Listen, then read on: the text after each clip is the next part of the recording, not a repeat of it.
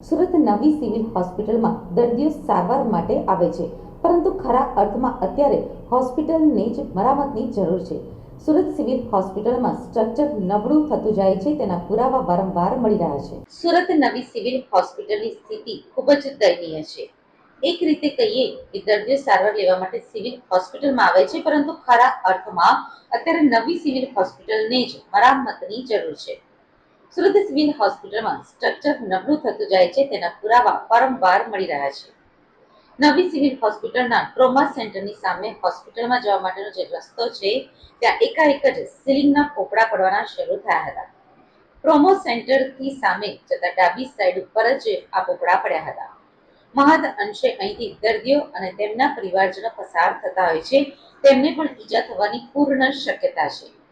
આ ઘટના જ્યારે બની ત્યારે 4 થી 5 જેટલા દર્દીના સંબંધીઓ ત્યાંથી પસાર થઈ રહ્યા હતા.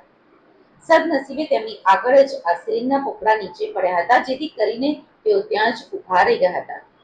જો તેઓ આગળની તરફ હોત તો માથાના ભાગે ગંભીર ઈજાઓ થવાની પૂર્ણ શક્યતા હતી. સુરત સિવિલ હોસ્પિટલમાં મહિનામાં એકાદ વખત ગમે ત્યાંથી સીલિંગના પોપડા પડવાની ઘટના બને છે. કેટલાક આરટીઆઈ એક્ટિવિસ્ટો દ્વારા પણ સુરત સિવિલ હોસ્પિટલની સ્ટેબિલિટીને લઈને અનેક વખત માહિતી માંગે છે. અત્યારે સિવિલ હોસ્પિટલમાં છાશવારે પોપડા સીલિંગના પડવાની ઘટના બની રહી છે, ત્યારે સંબંધિત વિભાગે પણ તેને ગંભીરતાથી લેવી જોઈએ.